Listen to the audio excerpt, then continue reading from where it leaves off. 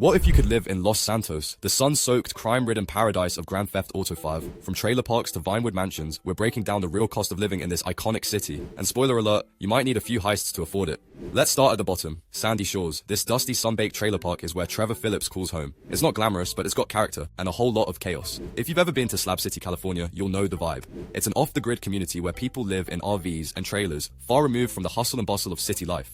Sandy Shores is like that, but with more explosions. Life here is simple. You'll wake up to desert sunrises, spend your days fishing at the Alamo Sea, and maybe even join a biker gang if you're feeling adventurous. It's quiet, remote, and perfect for those who want to live off the beaten path. But let's talk numbers. The average salary in Los Santos is around $40,000 a year, and you'd need to save about 15% of that for a few years to afford this humble abode. So, what's the damage? In Los Santos, a trailer like this would set you back around $50,000. Not bad, right? But don't forget the hidden costs. Repairs, higher insurance premiums, thanks to all the chaos, and maybe even a security system to keep Trevor out of your backyard. Speaking of backyards, if you're looking for one, you can actually hike in. Let's head to Palito Bay. Palito Bay is the kind of place you see in postcards. Nestled between the mountains and the sea, it's a quiet, picturesque town where life moves at a slower pace. Think of it as a mix of small coastal towns like Morro Bay or Cambria. It's the kind of place where everyone knows your name, and you can spend your days hiking, fishing, or just enjoying the scenery. The lifestyle here is perfect for families or outdoor enthusiasts. You'll have easy access to hiking trails, a quaint downtown area, and a beautiful beach just a short drive away. It's peaceful, scenic, and far removed from the chaos of the city.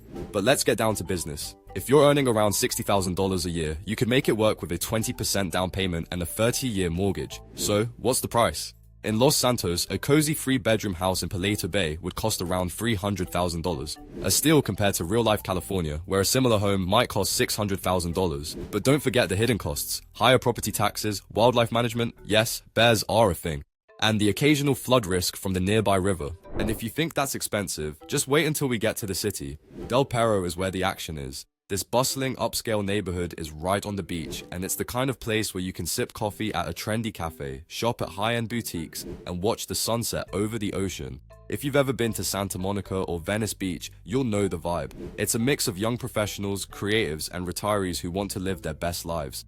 Life here is vibrant and fast-paced. You're just steps away from the beach with trendy restaurants, a bustling pier, and a vibrant nightlife scene. It's the perfect spot for anyone who wants to be in the heart of the action. But let's talk money. If you're pulling in around $80,000 a year, you could afford a 2-bedroom apartment with a 20% down payment and a 30-year mortgage. So, what's the cost? In Los Santos, a modern apartment in Del Perro would cost around $500,000. That's half the price of a similar apartment in Santa Monica, which could easily run you $1.2 million.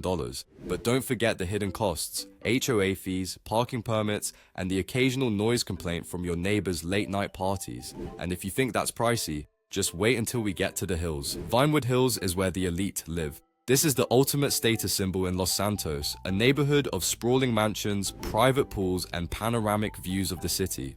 Think Beverly Hills or Bel Air. It's the kind of place where celebrities, CEOs, and crime lords alike call home. The lifestyle here is pure opulence. You'll host glamorous parties, rub shoulders with the rich and famous, and enjoy breathtaking views of the city. It's the kind of lifestyle that screams, "I've made it." But let's crunch the numbers. To afford this, you'd need an annual income of at least $1 million.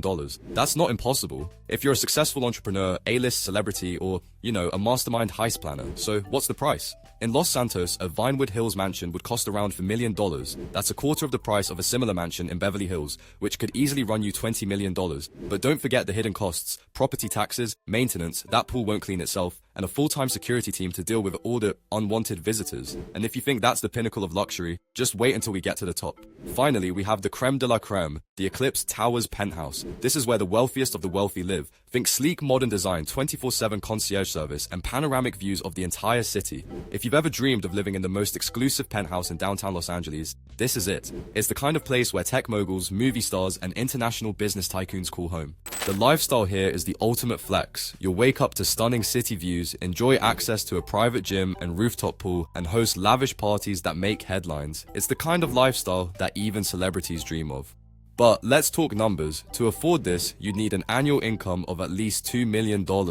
That's not just rich, that's Vinewood royalty rich. So, what's the price? In Los Santos, the Eclipse Towers penthouse would cost around $10 million. That's a third of the price of a similar penthouse in downtown Los Angeles, which could easily run you $30 million. But don't forget the hidden costs, astronomical HOA fees, private elevator maintenance, and the occasional paparazzi ambush. So could you afford to live in Los Santos? Let me know in the comments which property you'd choose, and don't forget to like and subscribe for more real estate tours of your favorite fictional worlds.